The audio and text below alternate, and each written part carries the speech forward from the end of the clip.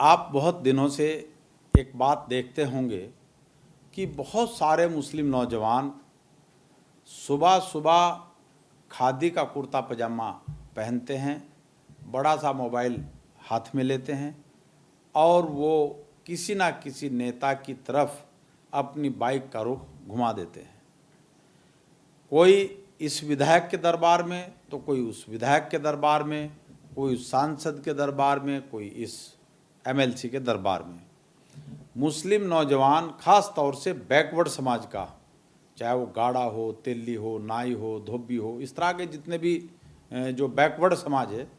उसके नौजवान सुबह ही उठते हैं और सुबह ही उठने के बाद वो किसी ना किसी नेता के दरबार में पहुंच जाते हैं और उस नेता के घुंघरू बन करके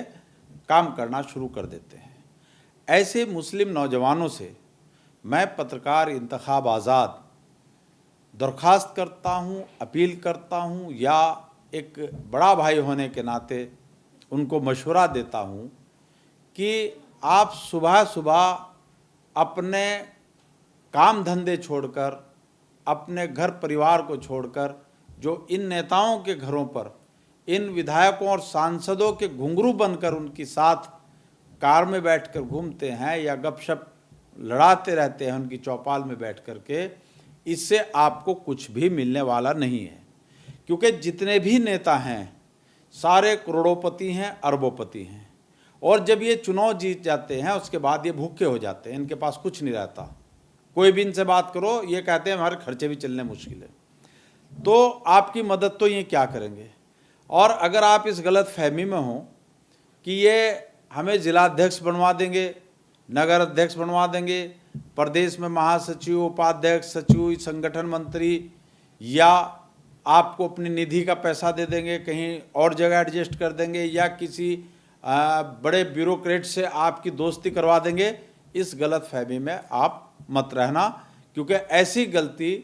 ये मौकाप्रस्त विधायक, सांसद और नेता करके अपने पैरों पर कुल्हाड़ी मारने वाले नहीं हैं। क्योंकि चुनाव जीतने से पहले, चुनाव लड़ते वक्त तो ये गरीब की चौखट पर जाकर हाथ भी जोड़ेंगे, सर भी झुकाएंगे, और जो भी खरी खोटी वो सुनाएगा इनको, उसको ये बड़े पीसफुल माहौल में सर झुका कर के उसको सुनेंगे, और जब इनका वक्त निकल जाएगा फिर ये गरीब की चौखट की तरफ गलती से मुंह भी नहीं करेंगे। इसलिए फिर ये क्या करते हैं कि जब ये चुनाव जीत जाते हैं तो इनको सिर्फ 3-4 आदमी दिखाई देते हैं, इनका भाई, इनका बेटा, इनका दामाद, इनका भांजा, और वो ठेकेदार या वो व्यक्ति जो इन्हें नंबर 2 से पैसा कमा करके देगा। फिर यानी ये परिवार के मकड़ जाल में इस कदर अंधे हो जाते हैं, फिर इन्हें किसी नौजवान से, या कौन इनके लिए संघर्ष कर रहा है, कौन इनके लिए कुर्बानी दे रहा है, कौन इनके लिए लड़ झगड़ रहा है, उससे इनका कोई सरोकार नहीं है। तो मैं पत्रकार इंतखाब आज़ाद अपने तमाम नौजवानों से अपील करता हूं, उनसे दरख्वास्त करता हूं या उनको मशवरा देता हूं कि ये नौजवान जो सुबह ही खादी का कुर्ता पजामा पहनकर, मोबाइल हाथ में लेकर अपनी बाइक का रुख इन तथाकथित नेताओं और इन विधायकों, सांसदों की तरफ इस नीयत से मोड़ देते हैं कि इनके सहारे हम आगे बढ़ेंगे, तो वो लोग अपने काम धंधे पर ध्यान दें, अपनी पढ़ाई लिखाई पर ध्यान दें, या उनके घर परिवार में उनके बाप भाई जो भी कारोबार कर रहे हैं उसमें उनकी मदद करें। इन नेताओं के दरबार में इनको कुछ नहीं मिलेगा, क्योंकि ये परिवारवाद के मकड़ जाल में इस कदर फंसे हुए हैं, इस कदर इनकी आंखों पर चर्बी चढ़ जाती है कि जिस चुनाव में जिस व्यक्ति के सामने जाकर हाथ जोड़कर ये गिड़गिड़ाते हैं, फिर वो सामने खड़ा भी इनको दिखाई नहीं देता। इसलिए ये नौजवान ये करें। और अगर इनको राजनीति का शौक है, इनको सियासत में आगे बढ़ना है, तो एकला चलो की नीति अपनाओ, संघर्ष करो, हक बात कहो, और जो सच कह रहा है, हक बात कह रहा है, उसके साथ ढाल बन करके खड़े हो जाओ, तो आपकी पूछ ऑटोमेटिक हो जाएगी। और अगर आप ये चाहते हैं ये फला नेताजी मुझे आगे बढ़ाएंगे, ये फला सांसद जी या फला मंत्री जी मुझे आगे बढ़ाएंगे, इस गलत फहमी में आप कभी ना रहना, क्योंकि इनका चुनाव जीतने के बाद वही जो मैंने बताया भाई, भतीजा, बेटा, भांजा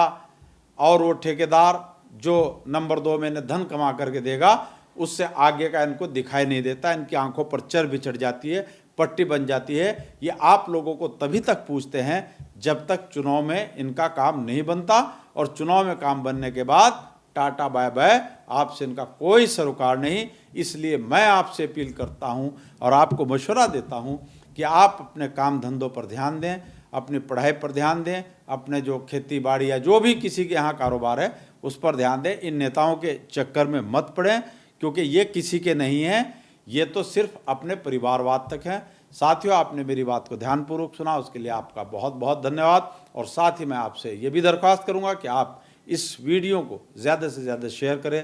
ताकि किसी नौजवान के दिमाग में बात बैठ जाए और वो इन नेताओं का घुंघरू बनने से बच जाए और अपना मुस्तकबिल, अपना भविष्य वो सुधार सके। खुदा हाफिज़।